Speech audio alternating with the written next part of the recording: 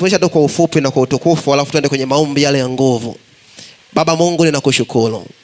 Asante kwa kibali na nafasi yako leo ambayo umetupa wanao wakati huu. Tazama ni wakati wa neno. Naomba kibali chako navyoenda kujifunza neno hili likatufai kwa ajili ya maisha yetu, na kila ambacho Mungu amekikusudia tukakione. Nikupitia jina la Yesu naomba na kushukuru. Bwana, achilia Roho wako Mtakatifu atamalaki mahali hapa. Ni wakati wako Roho Mtakatifu kuhudumia watu wako. Nasi tunakupa nafasi. Sisi tupungue, Roho Mtakatifu ongezeke, tayari kwa ajili ya kutuhudumia. Nikupitia Kristo Yesu naomba na kushukuru. Wote tuseme amen. Leo tutajifunza somo zuri, kupokea nguvu ya upako wa Mungu.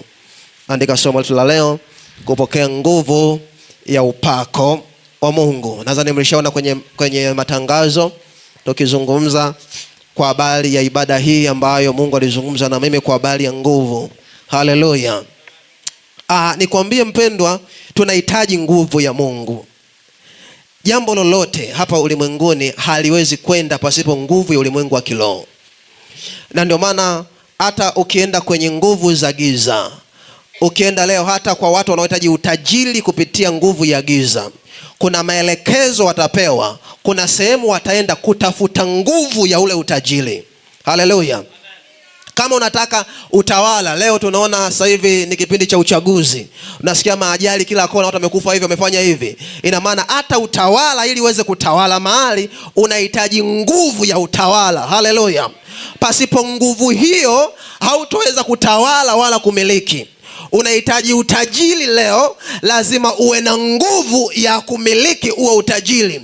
La sivyo ndio utasema ulienda juu, umeona leo unakuwa juu, kesho unateremka, kesho unaenda unasema mimi biashara siwezi. Kumbe haujapata nguvu ya kumiliki. Ndio maana leo utakuta hata ni mtu ni profesa, lakini kukalia kwenye kiti kile fulani bado ana mganga wake.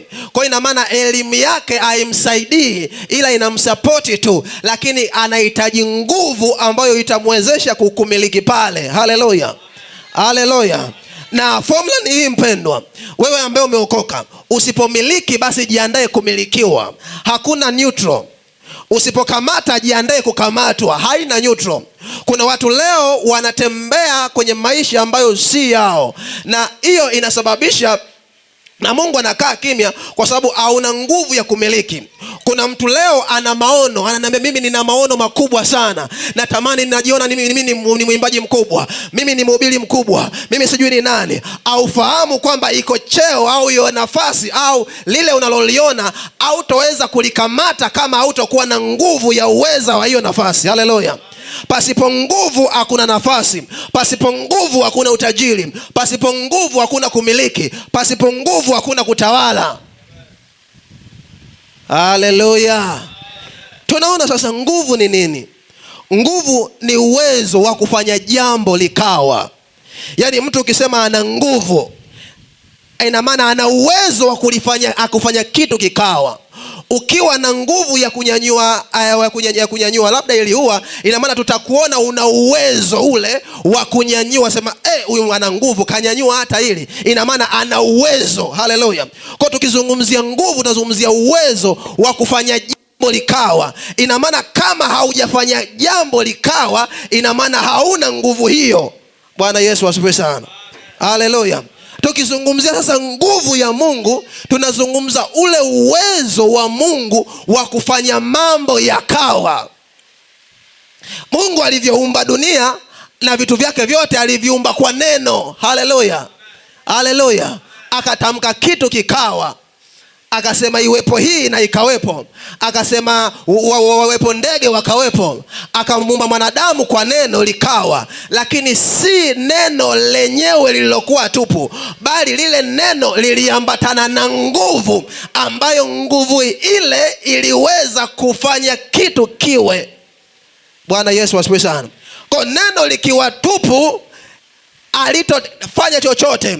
Ndio sawasawa na wale waliojidai kuomba, wakaona mitume wakiombea mapepo yanatoka, nao wakaenda wakajidai, kumbe ni kwa neno tu. Wakanasemaje? Ni neno la Kristo. Wakasema sasa sisi tunataka kumthibitisha huyo Yesu. Wakasema wakamuona pepo, wakasema tunakutoa pepo kwa jina la yule Yesu anayehubiriwa na wale wakina Paulo. Anasema lile pepo lilianyuka likasema, wewe Paulo tunamfahamu, Petro tunamfahamu, Yesu tunamjua, wewe ni nani? Biblia inatuambia pepo lilianuka likaenda likamchana likamchania nguo, hata akiondoka akiwa hana nguo tena. Ni kwa sababu gani? Neno la huyu mtu alikuwa na nguvu ndani mwake, na ndio maana alipolitoa na kutoa pepo alikutoka kwa sababu lile neno lilikuwa kavu. Haleluya, haleluya, haleluya. Je, wewe una nguvu au ni mkavu? Una maono makubwa? Je, umejizatiti kwenye kutafuta nguvu hiyo? Haleluya. Mtumishi wa Mungu amezungumza champion leo kwa habari ya aizungumza sio, ulisema tumia lugha gani? Leo maskini ulisema leo ulisema neno gani? Mawazo ya kimaskini, ulisema jambo gani? Okay, Bwana Yesu asifiwe sana. Bwana Yesu asifiwe sana. Kuna watu shetani amewakandamiza ufahamu. Unajua ukishajiona wewe unajiona mnyonge, hiyo umekandamizwa. Mungu akutumba katika hali ya unyonge sisi. Hakutumba ili tuwe chini. Hakutumba ili tukae tu. Kwamba mimi tu, yani kuna mtu amelizika na maisha yake ya ajabu, alafu amelizika sasa mimi tu nahitaji tu kwenda mbinguni. Ni kweli mbinguni utaenda, lakini anataka nikwambie leo, hayo mawazo yako ya kukaa chini kinyonge si ya Mungu. Hayo ni mawazo ya kipepo, na shetani huwa ana tabia ya kukufunga ufahamu usijielewe, ukae kwenye nafasi ambayo si yako, alafu ulizike naye usema mimi ndio Mungu kanichagulia hivi, ndio Mungu kaniumba hivi. Na kuambia leo, amka kwa jina la Yesu, toka kwenye huo usingizi, amka ukamtumikie Bwana. Iko ndoto kubwa ambayo Mungu ameitarajia kupitia wewe. Wewe ni tajiri, wewe ni bilionea, wewe ni mtumishi mkubwa, una huduma kubwa, unaweza ukainuka ukaangaza Tanzania nzima, Afrika Mashariki na dunia ikakutambua. Usikae tena katika mawazo ya kinyonge kwa jina la Yesu. Nafungua ufahamu huo kwako utoke. Haleluya. Na saa nyingine shetani mjinga akwambia sasa wewe umeishia la pili, unataka kwenda wapi? Mtulia hapa. Sasa kweli na la pili langu. Wacha nitulia. Toka huko kwa jina la Yesu. Wewe toka huko kwa jina la Yesu. Na kuamsha kwenye wewe usingizi wa kipepo, na kuamsha kwenye usingizi wa giza. Amka kwa jina la Yesu. Amka kwa jina la Yesu. Amka kwa jina la Yesu. Kaushangaze ulimwengu. Wewe una nguvu. Wewe unaweza. Wewe ni mbarikiwa. Wewe ni mtu mmoja hatari sana. Tatizo hujajitambua tu. Leo Bwana akanionyesha kitu. Nilikuwa sasa hivi tumeanzisha utaratibu wa kuja Jumamosi kulala madhabahuni. Nikawa nimelala hapa, nimetandika godoro hapa. Nikawa nimelala baada ya maombi, nikawa nimetegesha muda wangu mwingine wa maombi. Nikamwambia Bwana, natamani nikusikie. Bwana Yesu asifiwe sana. Nikoja Mungu alinifungulia la ajabu. Haleluya. Akanionyesha madhabahu ina kisima cha chemchemu. Chemchemu ni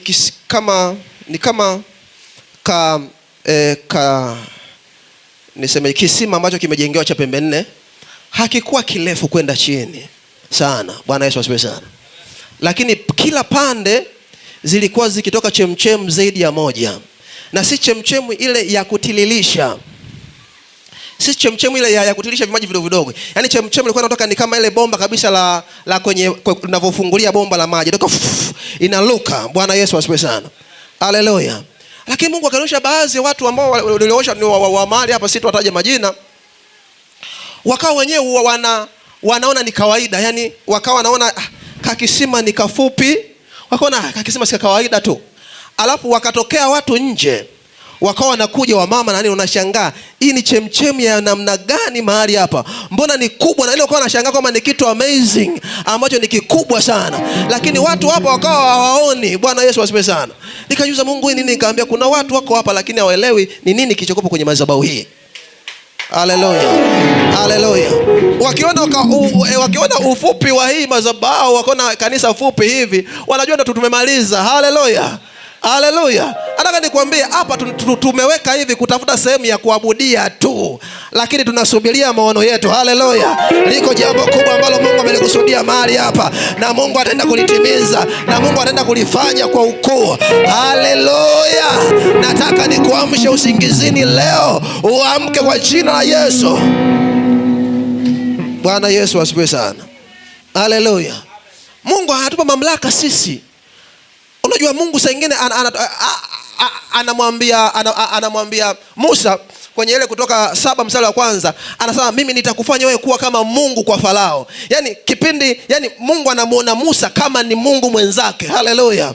Lakini je Musa alikuwa ajionaje? Anashangaa, anaambia mimi nitakuwa ni Mungu kwa huyu, kwa hiyo mimi nitakuwa mtawala kwa huyu, nitakuwa kama muumbaji kwake. Bwana Yesu asifiwe sana. Unajua Mungu ana nafasi kubwa ambayo huwa anaiona. Akikuangalia hivi kuna jinsi ambavyo anakuona. Nilikuwa nazungumza na kijana wangu mmoja hapa kanisani, nikamwambia hivi, unafahamu kweli hivi viwango vyako? Mbona kama sivyo unavyotembea? Mbona kama sivyo unavyoenenda? Bwana Yesu asifiwe sana. Haleluya. Lakini haya hayawezi kutokea si tu kwa juhudi inahitajika, sawa, lakini tunahitaji nguvu ya Mungu ambayo ndio hiyo ifanyayo kazi. Bwana Yesu asifiwe. Bwana apewe sifa sana. Tukisoma kitabu cha Wakorintho wa kwanza 4:20 inasema ufalme wa Mungu si katika neno, bali ni katika nguvu. Ufalme wa Mungu, sisi tuliokoka tumeamua kumfuata Yesu. Sasa huu ufalme tulioingia, tumeamua kutoka kwenye ule ufalme wa kule duniani. Huu hauhitaji bla bla ya maneno mengi. Ni ufalme ambao unahitaji matendo zaidi. Unahitaji action. Unahitaji mtu ajikane, amfuate yeye. Unahitaji saa nyingine apoteze vya kwake ili ampate Yesu. Na Biblia imeweka wazi, lolote utakaolipoteza kwa ajili ya Bwana, yeye atakuzidishia mara 100. Sasa tunajua tatizo ni ile sasa ile nafasi kwamba sasa hivi nikapoteza hiki. Si jambo jepesi. Mimi mshangaa bwana, kale kabinti mnayokafahamu, kanaja kwa mama mnakofahamu, anakuja ananiambia mimi nitatoa 120,000 kila mwezi. Mshahara wake na ufahamu ni wa kawaida sana. Akasema ameamua kumtumikia Mungu katika sehemu hii. Akasema na mimi nataka nimuone Bwana, mimi nitatoa hiki. Si jambo jepesi. Bwana Yesu asifiwe sana. Si jambo jepesi kusikia mzigo wa kitu alafu na kukifanya. Si jambo jepesi, kwa sababu watu wengi leo hii tunakuja kanisani tunategemea kupokea, twende tuponywe. Ndio maana mwingine akisikia sasa tunafika pale, haya tutoe, kuna mchango wa nini, nasema wameanza. Bwana Yesu asifiwe sana. Haleluya. Sio kwamba tumeanza. Ufalme wa mbinguni hautaki kwa nguvu, si katika hali ya maneno. Mungu hatambui kwamba wewe unampenda kwa kusema tu nakupenda. Unatenda nini? Matendo yako ndio yatakaozilisha kwamba wewe kweli unampenda Mungu, na yale matendo ndio yatakao generate nguvu ya Mungu ndani ya maisha yako. Nataka nikwambie leo, kinachotengeneza nguvu kwenye maisha yako ya Mungu si maneno matupu, bali ni matendo yako katika Kristo Yesu. Maneno si kitu. Maneno bla bla tu. Bwana Yesu asifiwe sana. Ndio maana kuna wengine unawasikia ukasema wakishaona kanisa limefunguliwa hivi, mchungaji anasema wanatafuta hela. Bwana Yesu asifiwe sana. Kaambia, unajua mtu anafikiri kanisa ni kuhubiri tu hivi, sadaka zinakuja. Wewe ukisikia mtu anamwambia hivyo kwamba ama kanisa tafuta hela, mwambie naye jaribu kufungua la kwako kama utaweza. Tunaona watumishi wangapi wanafungua na huduma zinakufa. Si kazi ndogo. Bwana Yesu asifiwe. Si maneno makavu, bali action ndizo ambazo zinahitajika. Kwa hiyo Mungu anazilika kupitia nguvu zake, ili sisi tutambue uwepo wa Mungu. Ili wewe useme mimi natembea na Mungu, ni pale utakapoona mambo ya Mungu akifanya kwenye maisha yako. Chaula anasema mimi ni last born wa Mungu. Ina maana anaona kuna vitu vinatendeka. Bwana Yesu asifiwe sana. Haleluya. Anamuona Mungu akifanya kwenye maisha yake, akitembea kwenye maisha yake. Kwa hiyo inasababisha naye aseme kwamba Mungu ananionekania. Kwa ili Mungu adhilike, si katika maneno mpendwa, bali katika matendo. Lakini matendo hayo ili Mungu afanye kwako, unahitajika wewe kuna vitu ufanye ili uweze kupenya katika ile nafasi. Kumiliki na kuteka si jambo dogo. Bwana Yesu asifiwe. Bwana Yesu asifiwe sana. Nataka tuangalie hapa. Tuangalie hapa. Kuna maandiko mawili haya. La kwanza ni la Yohana Mtakatifu 20:22. Hivi unafahamu Yesu aliruhusu Roho Mtakatifu kwa wanafunzi wake kabla hajapaa. Bwana Yesu asifiwe sana. Aliruhusu Roho Mtakatifu aingie kwao kabla hata hajapaa. Tusome Yohana 20:22. Naomba mtu mmoja nisomee. Yohana 20:22. Neno la Mungu linasema katika Injili takatifu ya Yohana mlango wa 20 mstari wa 22, anasema naye akisha kusema hayo akawavuvia akawaambia, pokeeni Roho Mtakatifu. Wowote mtakaoondolea dhambi wameondolewa, na wowote mtakaowafungia dhambi wamefungiwa. Hapa waliambiwa pokeeni Roho Mtakatifu katika hali ile ya kawaida. Akawaambia yule Mtakatifu mnayepokea sasa hivi ni kwa ajili tu ya kufuta dhambi. Mtakayemwondolea dhambi atakuwa ameondolewa, atakayefungiwa dhambi atakuwa amefungiwa. Na ndio maana mpendo, usicheze na kuhani au baba wa kiroho. Ana jukumu, ana uwezo wa kufunga dhambi zako, na ana uwezo wa kuruhusu usamehewe. Bwana Yesu asifiwe sana. Haimaanishi ndio kuja kwamba kutubu kwake. Bwana Yesu asifiwe sana. Tunatubu kwa Bwana, lakini kinywa cha baba kiroho kinasema huyu mimi namfungia maisha yake asifanikiwe, na ikatendeka hivyo. Ili mradi tu iwe yeye hana makosa juu yako, ana hatia kwamba ni wewe ndio umecheza naye yeye. Bwana Yesu asifiwe sana. Sasa kwa nini nimetoa hili andiko? Nataka nitoe hilo alafu nitoe na ile la Matendo ya Mitume 1:8. Kuna utofauti pale wakapokea Roho Mtakatifu. Kuna watu wanaye Roho Mtakatifu, lakini yule Roho Mtakatifu hawajajiconnect naye katika hali ya nguvu. Wanaye yule Roho ambaye ni mpole. Ni huyo mmoja, lakini jinsi gani ulivyokaa naye. Yani unaweza ukawa una Roho Mtakatifu sawa, unanena sawa, lakini hata ukikemea pepo halitoki. Ni kwa sababu hakuna nguvu iliyotengenezeka ndani mwako. Ndio huyu Roho Mtakatifu ambaye walipewa wanafunzi mwanzoni, ambaye hakuambatana na nguvu, alikuwa ni kwa ajili tu ya toba. Bwana Yesu asifiwe sana. Lakini hebu tuangalie pale alivyoruhusu sasa aje yule Roho Mtakatifu ambaye ataambatana na nguvu katika ile Matendo 1:8. Neno la Bwana linasema, amen, lakini mtapokea nguvu, yes, akisha kuajilia juu yenu Roho Mtakatifu. Ndio. Nanyi mtakuwa mashahidi wangu katika Yerusalemu, na katika Uyahudi wote na Samaria, na hata mwisho wa nchi. Yule Roho wa mara ya kwanza ni yule, lakini tofauti ni moja.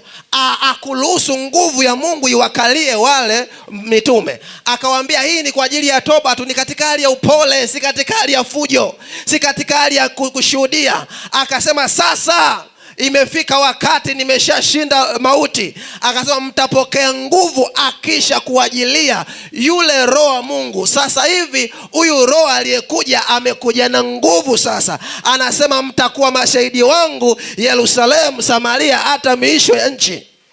Wamepewa nguvu sasa ya kutawala. Na tazama walivyo. Mara ya kwanza walikuwa, ukimsoma Petro ambaye kabla hajapokea nguvu alikuwa ni Petro muoga ambaye akiuliza maswali ajabu, lakini mwishoni ndio Petro jasiri ambaye haogopi kifo chochote. Amefika siku ya mwisho, wanataka kumsulubisha, anasema mimi siwezi, wanataka kumweka msalabani, akasema mimi siwezi kufa kama alivyokufa Bwana wangu, nataka mniue leo, kama mnaniua mniweke miguu juu kichwa chini. Na ndivyo kifo chake kilivyotokea. Ni nini ilikuwa namsukumia hivyo? Ni ile nguvu. Kanisa leo limekosa nguvu. Limekosa nguvu. Bwana Yesu asifiwe sana. Limekosa nguvu. Hakuna nguvu tena inayoflow kwa watu. Tumeweka ufundi, tumeweka nini, lakini hatujatakuruhusu nguvu ya Mungu tutembee nayo. Na hii ndio maana inasababisha tunabaki katika hali ya chini. Shetani anatukanya kila siku kwa sababu hatujaruhusu upako wa Mungu utembee na sisi. Na kwa nini hatutaki? Kwa sababu kupata una gharama. Watu wataki kulipa gharama kwa ajili ya Mungu. Gharama kuupata upako si jambo dogo. Elia alijitenga miaka 3.5, akajitenga miaka 3 na miezi 6 katika utulivu wa Bwana. Lakini wewe leo ngoja niingie maombi ya nusu saa. Nusu saa umeingia kidogo, umeingia na Facebook, umechate kidogo, umesikia Kasim Kamelia, usinipigie naomba. Sasa usinipigie, mbona umepokea? Bwana Yesu asifiwe sana. Haleluya. Haleluya. Ukiomba dakika 5, yani ulimi huu, hapo wategemea utembee na nguvu za Mungu kutoka wapi? Hello. Lazima tutoke katika huo hali ya chini, katika hali ya usingizi, tuamke ili tuweze kumiliki. Bwana Yesu asifiwe sana. Jinsi gani nguvu ya Mungu imo ndani yako, ndiyo jinsi gani unaruhusu Mungu atende kazi na wewe. Yani jinsi gani unajenerate nguvu ndani ya maisha yako, ndivyo jinsi gani unavyoruhusu Mungu afanye kazi na maisha yako. Hebu soma Waefeso 3:16. Waefeso 3:16. Haleluya. Haleluya. Ninaongea na mtu sijui. Ninaongea na mtu. Amen. Ninaongea na mtu. Ninaongea na mtu. Hello. Waefeso 3:16 anasema, awajalieni kwa kadiri ya utajiri wa utukufu wake kufanyia imara kwa nguvu kwa kazi ya Roho wake katika utu wa ndani. Hiyo ni Waefeso. Waefeso 3:16. Hebu soma tena. Ukiendelea anasema awajalieni kwa kadiri. Endelea na 17. Anasema awajalieni kwa kadiri ya utajiri wa utukufu wake, sawa, kuwafanyia imara kwa nguvu kwa sawa, kazi ya Roho wake katika utu wa ndani. Kristo akae mioyoni mwenu kwa imani, mkiwa na shina na msingi katika upendo. Ili mpate kufahamu pamoja na watakatifu wote jinsi ulivyo upana na urefu na kimo na kina, na kujua upendo wake Kristo upitao ufahamu, kwa jinsi ulivyo mwingi, mpate kutimilika kwa utimilifu wote wa Mungu. Basi atukuzwe yeye awezaye kufanya mambo ya ajabu mno kuliko yote tuyaombayo au tuwazayo, kwa kadiri ya nguvu itendayo kazi ndani yetu. Na atukuzwe yeye. Hebu tusoma tena hiyo. Basi atukuzwe yeye awezaye kufanya mambo ya ajabu mno, sawa, kuliko yote tuyaombayo au tuyawazayo. Atukuzwe yeye Bwana awezaye kufanya mambo makubwa. Si tunafahamu Mungu anaweza kufanya mambo makubwa? Amen. Atukuzwe yeye awezaye kufanya mambo makubwa sana. Mungu anaweza kufanya mambo makubwa kuliko nini? Tuyaombayo, kuliko tuyaombayo au tuyawazayo, kuliko tuyawazayo, kwa kadiri ya nguvu. Hapo kuna kipimo sasa. Hapo kuna kipimo kinakuja. Kwa kadiri ya nini? Kwa kadiri ya nguvu itendayo kazi ndani yetu. Kwa kadiri ya nguvu iliyokuwepo ndani mwetu. Una nguvu kiasi gani, ndio utamiliki kiasi gani. Ndivyo utamruhusu Mungu ajimilikishe kwako kiasi gani. Si katika bla bla, acha maneno. Haleluya. Haleluya. Haleluya. Acha maneno mengi. Acha maigizo kutuigizia sisi wao umeokoka. Sisi hatutaki maigizo, kwa sababu haya mambo ninayozungumza hapa ni kwa habari ya utekaji, kuteka. Hapa kwa habari ya kupata nguvu, si kwa habari ya ibadani hapa. Ni habari ya maisha yako binafsi. Lakini leo mtakatifu kanisani, ukienda huko nyumbani, yani unasema tena hapa hamna anayenijua, ni mchafuzi wa hatari. Hapo unasema Mungu ananiona, Mungu ananijua udhaifu wangu. Ni kweli, utatubu, utasamewa, lakini utakuwa empty. Sema empty. Bwana Yesu asifiwe sana. Atukuzwe yeye awezaye kufanya mambo makubwa na magumu zaidi ya tuombavyo. Kumbe Mungu anaweza kufanya zaidi ya tuombavyo, zaidi ya tuwazavyo, lakini akaweka kipimo. Akasema kwa kadiri ya nguvu ifanyayo kazi, itendayo kazi ndani yetu. Kwa unaweza ukaomba mchana hadi usiku, lakini Mungu anajibu kwa kadiri ya nguvu iliyokuwa ndani mwako. Mwingine ananyosha tu mkono anasema Baba unikumbuke. Na kuna mtumishi mmoja alikuwa anashuhudia, anasema namshukuru Mungu amenipa nafasi ya kumtumikia. Nimetumia nafasi hiyo kumtumikia vibaya sana. Yaani akawa anazungumza la ratiba yake. Bwana Yesu asifiwe sana. Ratiba yake imejaa katika kutumika, tuna utumishi ule kweli kweli. Hasa mpaka nikirudi nyumbani wala sisumbuki sana. Naambia Bwana, kumbuka familia yangu. Yaani nikisema show kama hivi nalala. Sasa siku muda kuanzia asubuhi alikuwa kwenye kazi ya Mungu. Hapa akinyosha Bwana kumbuka familia yako, nafikiri atamwache Mungu. Lakini wewe ndio umeshtuka, ndio usiku sasa. Sasa ingine ulipitiwa usingizi, hata kuomba hujaomba. Ukasikia manyau ndio yanalia kwenye bati sasa. Baba navunja, nateketeza, moto, ukisema moto unasema nyau, moto nyau, lazidi kusogea. Na kutoa shindwa, nyau. Uko empty. Hallelujah. Hallelujah. Mtu alikuwa powerful, alihangaiki sana. Hebu mko nasema kwa jina la Yesu. Kwanza mimi nilisikia sijui linyau linaita huko sijui juu ya bati, au watu wamekuja kuwapiga ngoma. Sasa bahati mbaya hawapatagi nafasi ya kuingia kwenye hema yangu pale. Lakini siku mimi natamani niwasikie, niwaambie na washukuru sana, nibembeleze usingizi. Pigeni ngoma hizo, ongezeni. Alafu napiga usingizi. Bwana Yesu asifiwe sana. Haleluya.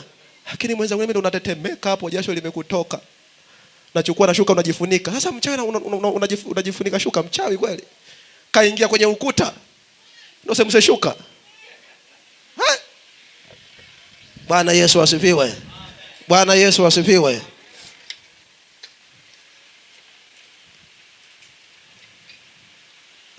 Vitu vitakavyozalisha nguvu ya Mungu ndani yako. Namba moja, utakatifu.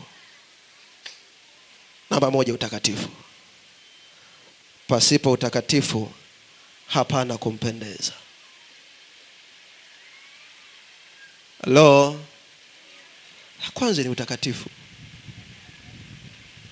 Mungu afanye kazi na wachafu. Mungu afanye kazi na wazinzi. Mungu afanye kazi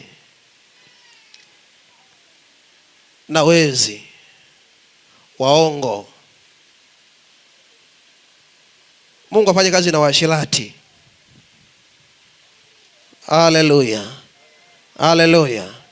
Na ukimwona leo mtumishi wa Mungu ana upako alafu ni mzinzi, sio mtakatifu, ni mambo mawili. Aidha zamani kwa mtakatifu akapata nguvu, basi anazichezea vibaya, au anatumia nguvu ya giza.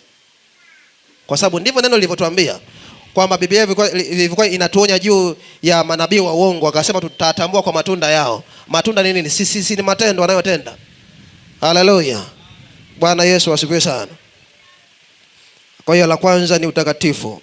Namba mbili ni maombi. Namba mbili ni maombi. Mpendwa, kama unataka kuwa mtu wa kuteka kwenye ufalme, lazima uwe mtu wa maombi. Maombi usiku unaamka. Tumeanza leo tuna maombi ya alfajiri saa 10 kila siku.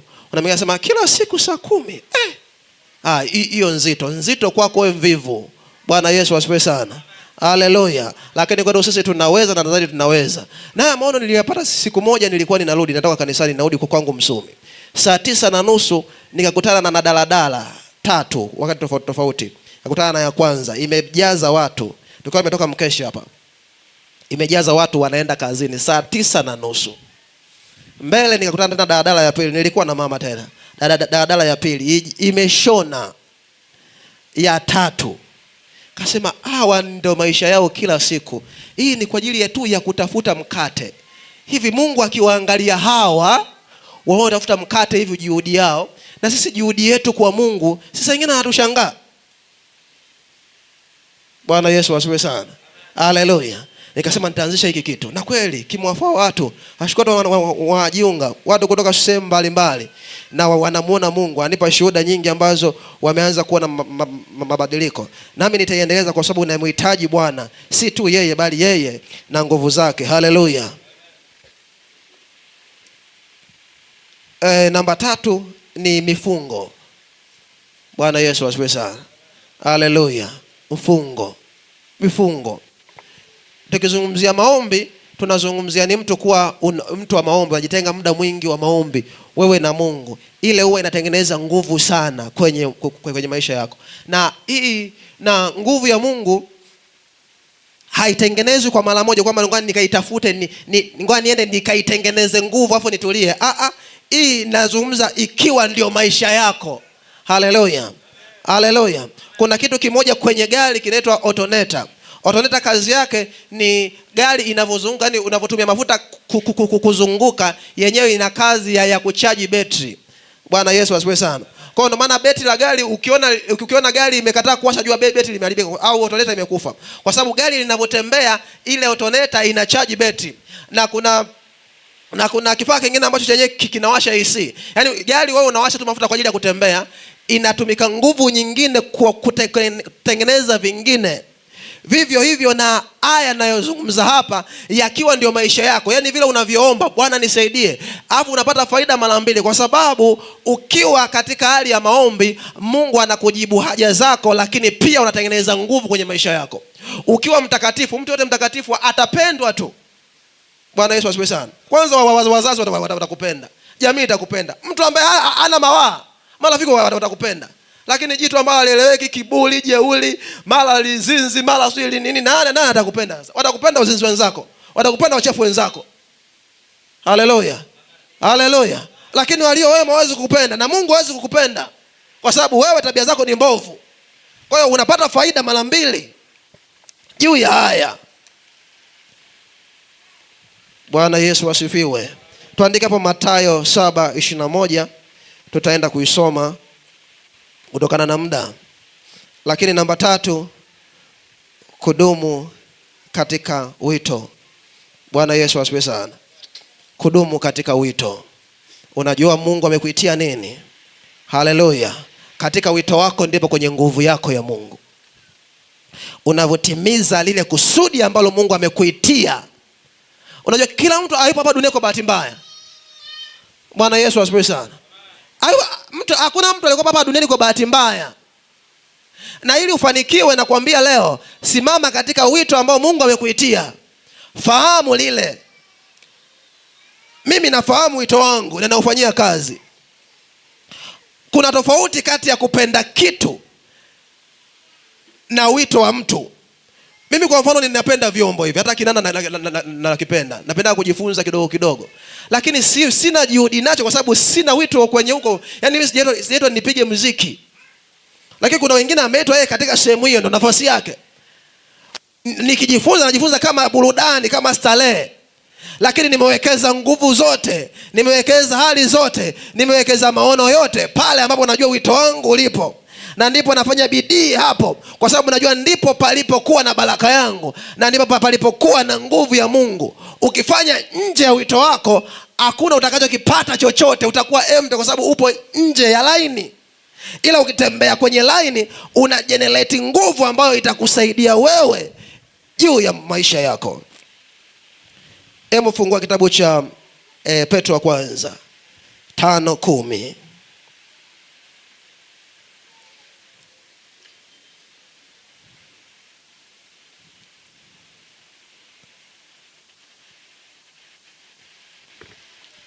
Petro wa kwanza 5:10. Inasema ndio, na Mungu wa neema yote aliyewaita kuingia katika utukufu wake wa milele katika Kristo, ndio, mkiisha kuteswa kwa muda kidogo, ndio, yeye mwenyewe atawatengeneza, ndio, na kuwathibitisha, ndio, na kuwatia nguvu. Hebu rudia tena, soma tena. Na Mungu wa neema yote, na Mungu wa neema yote aliyewaita kuingia katika utukufu wake, aliyowaita kwenda kwenye utukufu wake wa milele katika Kristo, wa milele katika Kristo, mkiisha kuteswa kwa muda kidogo, yeye mwenyewe atawatengeneza, na kuwathibitisha, na kuwatia nguvu. Unajua watu wengi leo kwenye wito wanaopa kwa sababu moja. Ni kwa ukweli, kutoboa katika kusudi lako si jambo dogo. Yaani kutoboa pale unapopaona kwenye maono yako, pahitaji bidii binafsi, pahitaji maombi mengi. Kama uombi sana utoboi. Kama sio kufunga sana, kama sio kumtafuta Mungu, kama sio kama gotini pa Mungu sana utoboi. Sasa watu ni wavivu kulipa hiyo gharama, wanaogopa kulipa gharama. Yesu alilipa gharama ili sisi tukombolewe. Wewe kwa nini uogope?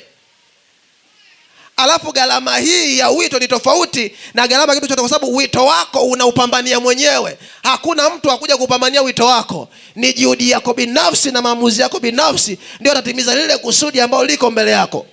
Unaweza kuwa unaona mbele yako wewe ni mfanyabiashara mkubwa, hakuna wakuja kukufungulia biashara. Nikwambie, ni wewe mwenyewe kuwesha bidii, uanze na mchicha huo, mchicha mpaka ufike pale ambapo Mungu amepakusudia. Na si rahisi, kwa sababu shetani kwenye kitu ambacho anakiogopa, kwenye kitu ambacho anapambana nacho, aone mtu ameamua kusimama kuelekea kwenye kusudi lake, anajua huyu nimemkosa.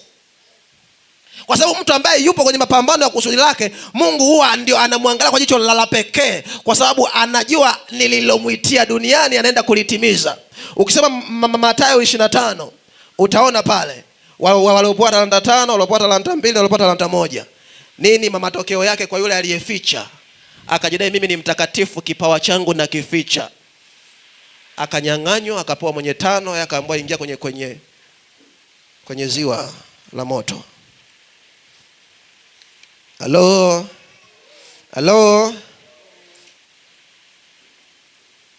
Namba 5, uwe mtu wa neno la Mungu. Utasoma Waebrania 4:12 kwamba neno la Mungu ni upanga. Waebrania 4:12 utasoma kwa muda wako, kwamba lazima tu watu wa neno. Biblia hii isema maisha yetu. Tuisome Biblia. Bwana Yesu asifiwe sana. Namba 6, maombi ya kujitenga na Mungu. Ukisoma katika Luka 22:41 tunaona jinsi Yesu alivyokuwa akijitenga, anawaacha sengine wanafunzi wake. Tafuta maombi pia ya kujitenga peke yako. Yaani kuna watu hawezi eti akitaka kuomba mpaka atafute kundi. Ni kweli kuna maombi ya kundi, lakini kuna maombi unahitajika peke yako. Kuna maombi ambayo hahitajiki hata mume wako awepo. Kuna maombi ambayo hahitajiki hata mke wako awepo. Kuna maombi hata rafiki yako wa karibu hahitajiki awepo. Kwa sababu huo unajua, ukiwa na rafiki yako kuna saa mtakuwa kama mna contact, mpo wawili. Lakini kuna maombi ambayo Mungu anahitaji kwenye maisha yako, ambao unakuwa wewe tu. Kwa hiyo pale unakuwa ni moja kwa moja, huna mwingine, ni wewe na Bwana. Haleluya. Ni maombi mazuri sana. Hata Yesu alivyoenda kufunga siku 40 alienda peke yake. Bwana Yesu asifiwe sana. Bwana Yesu asifiwe. Tumalize na kipengele cha mwisho hiki haraka ili tuingie katika maombi. Matokeo ya mtu kuwa na nguvu za Mungu. Ukiwa na nguvu za Mungu ni nini kitatokea? Namba 1, kutochoka kwenye safari yako. Utasoma Isaya 40:31. Yaani utakuwa na nguvu.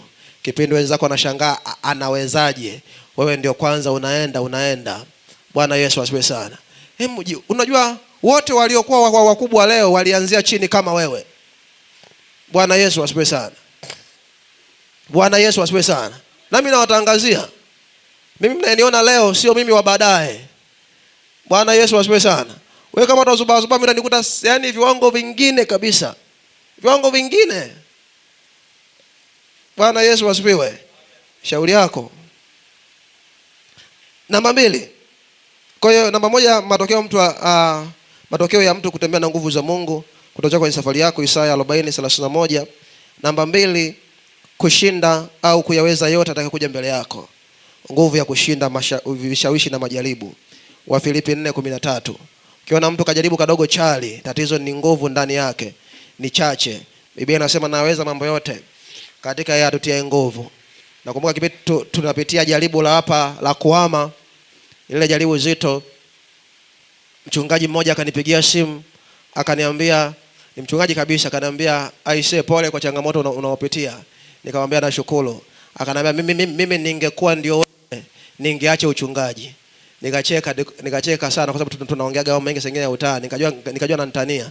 Kanaweza kwa nini nikamwambia acha masiara. Kwa hiyo ungekuwa ndio mimi leo ungeacha uchungaji. Nikamwambia, akasema ndio. Nikamwambia una maana gani? Kwa uchungaji unaweza kuacha? Akasema Mungu hawezi kunipa lisilokuwa size yangu. Hilo ni size yako, ndio maana umepewa, anajua unaweza kulishinda.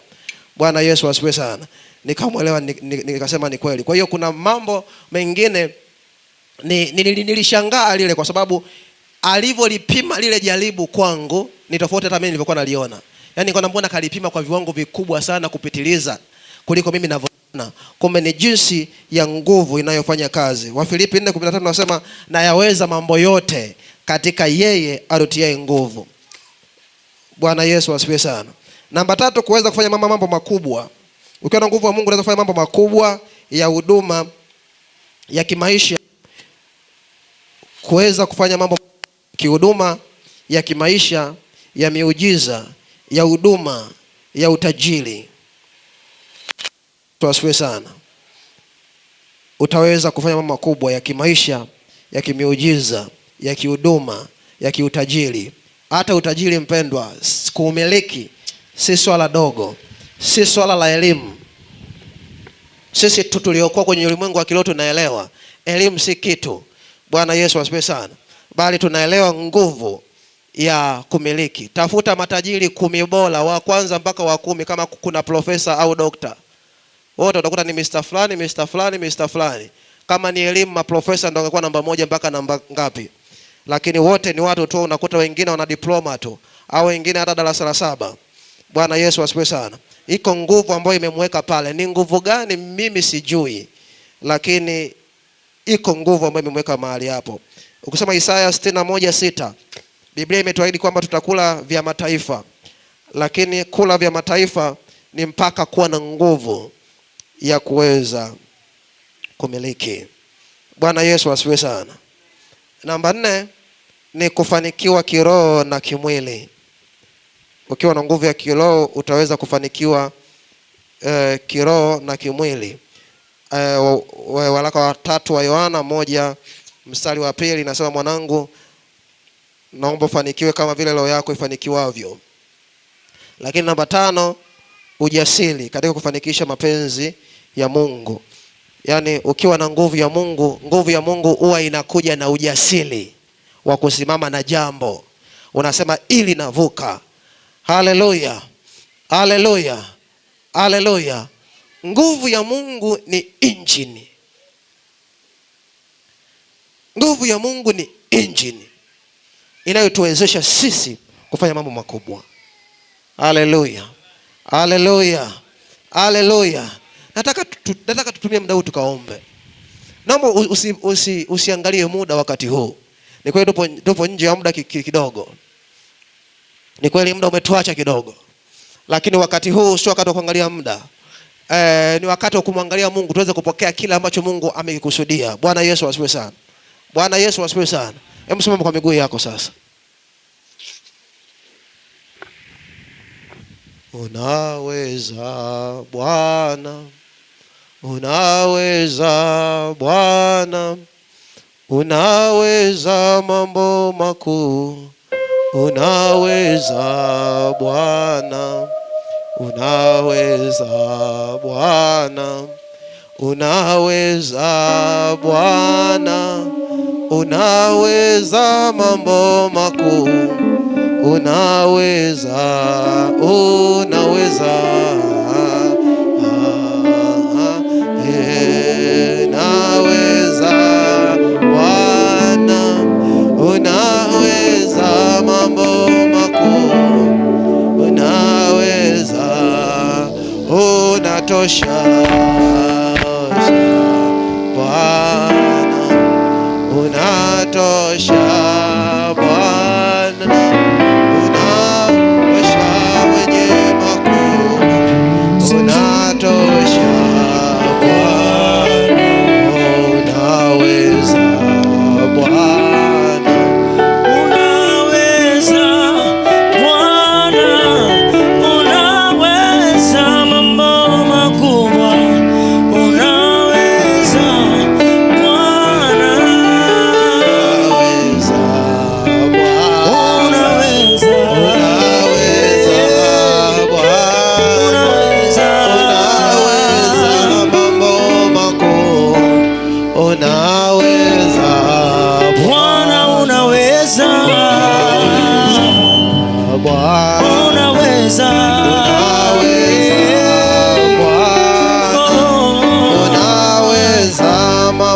makuu. Hapana jambo gumu mbele zako Bwana, hapana neno gumu kwako Kristo. Unaweza Bwana, unaweza wewe Bwana. Hebu inua mikono yako mbele za Bwana, inua mikono yako mbele za Bwana. Unaweza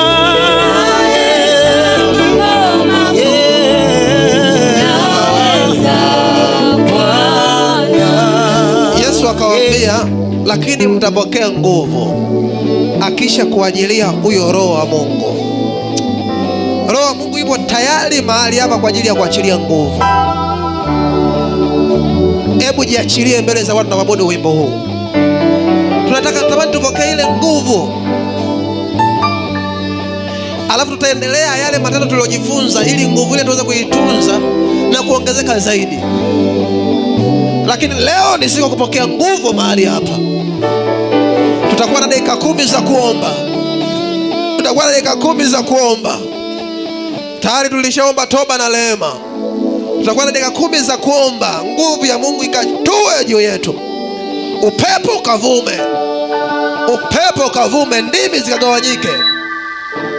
Kwa tunapoanza wakati wa kuomba, hebu omba, maanisha mwite Yesu ndani yako, mwite Yesu ndani ya maisha yako, naye utamwona. Kwa tunapoabudu, abudu kwa kujiachilia kabisa. Tarajia kupokea nguvu, tarajia kupokea nguvu leo. Yes. Kwako hapana neno gumu Bwana, lile lishirikanalo kwetu wewe unafanya. Unaweza Bwana, unaweza, sema unaweza. Hebu inua sauti yako zaidi mbele za Bwana, jiachilie mbele za Bwana. Hebu jina la Bwana, unaweza.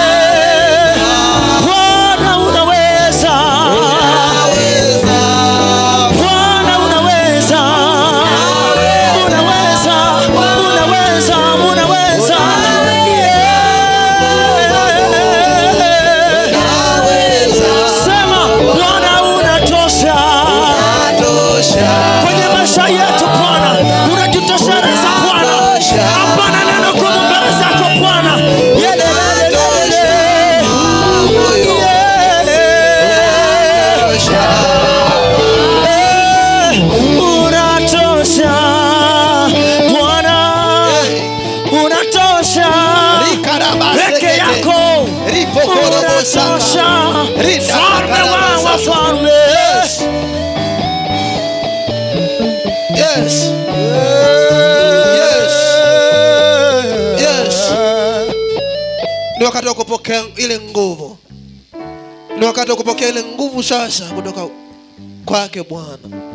Utaenda kuomba maombi haya, alafu baada hapo utaendelea kuomba katika jina la Yesu. Funika macho yako. Sema Yesu. Sema Bwana Yesu, ingia ndani mwangu. Ingia ndani mwangu. Tenda ukuu kwangu. Ita Yesu. Ita Yesu. Ita Yesu. Ita Yesu. Ita Yesu. Ita Yesu. Sema Bwana Yesu, ingia ndani mwangu kwa jina la Yesu. Kwa jina la Yesu. Kwa jina la Yesu. Kwa jina la Yesu. Kwa jina la Yesu. Sema Yesu. Yesu. Yesu. Yesu. Yesu. Ingia ndani mwangu. Siku ya leo ninakuhitaji. Ninakuhitaji. Ninakuhitaji.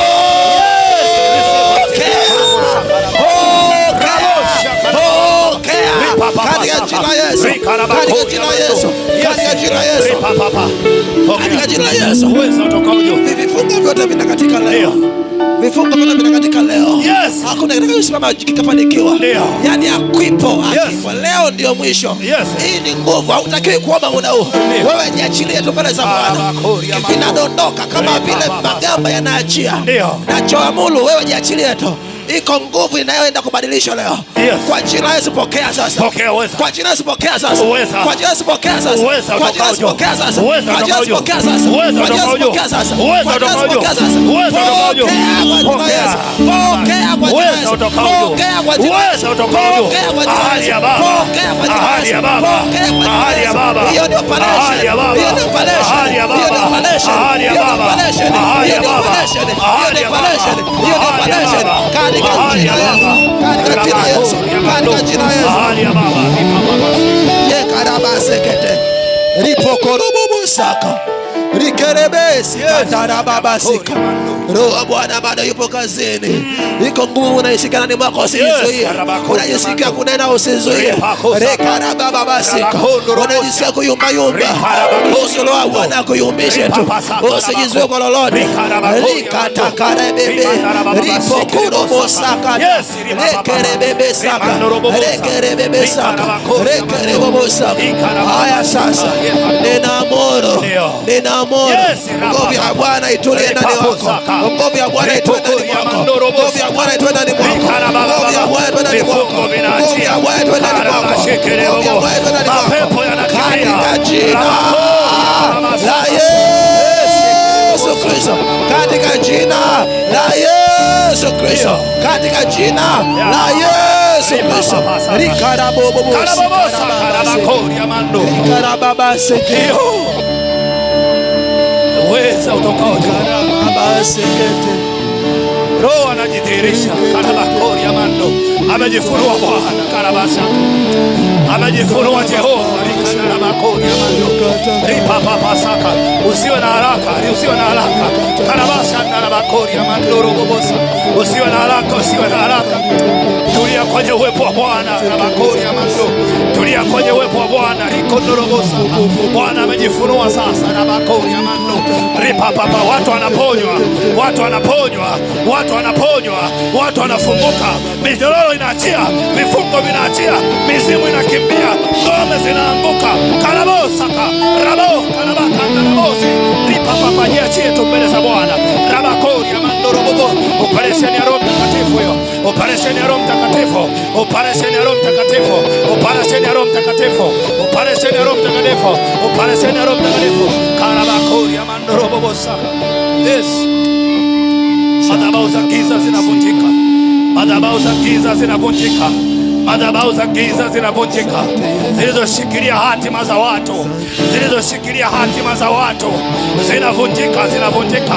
Na ile nguvu ya sadaka inayokunenea inavunjika. Kafara iliyotoka, kafara ya damu inayonena karabosa karabako yaman. Maagano yanavunjika, maagano ya urithi ribosa karabako yamando. Rabababasa karabako yamando robosa. Rikondorobobosi kerebabosi karabako. Yes. Rapapasaka. Jiachie tu, jiachie tu mbele za Bwana. Something is happening. Something is happening. Something is happening. Rikorobobo shikeribosa. Ukiwa unaendelea kujiachia mbele za Bwana. Yes. Ukaenda kujiachia mbele za Bwana. Ndio. Funika macho kabisa. Tunaenda kumwabudu Bwana nyimbo huu. Amani, amani, amani, amani, amani. Yes.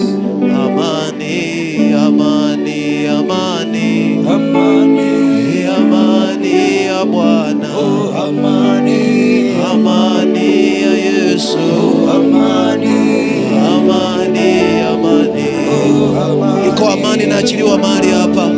Amani, Amani, amani, amani, amani, oh amani ya Bwana. amani, Amani, amani, amani, oh amani, amani, amani. furaha, furaha.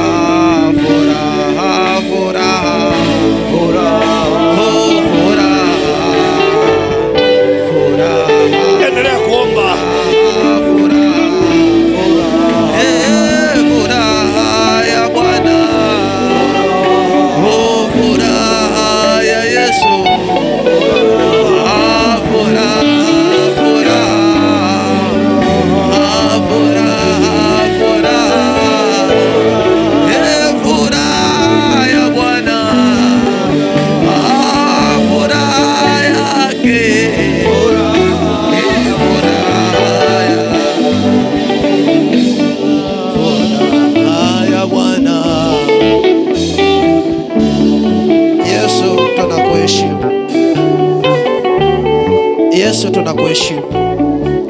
Bwana tunakutukuza. Asante Roho Mtakatifu. Asante Roho wa Bwana. Asante Roho wa Bwana. Tunakuheshimu Roho. Tunakutukuza sana. Onekana zaidi kwenye maisha yetu.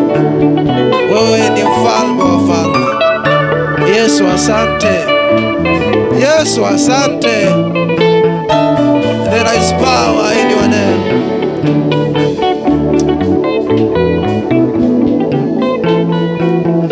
Asante mfalme kwa ajili ya watu hao.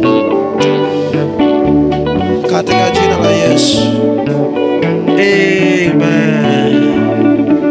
Piga makofi mengi kwa Yesu.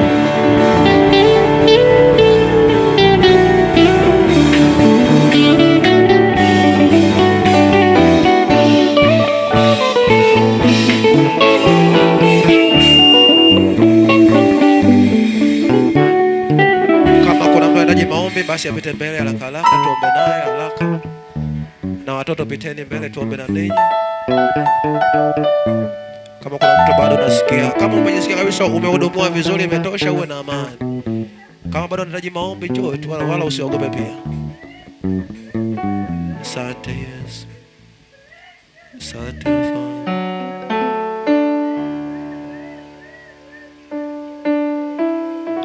Asante Yesu.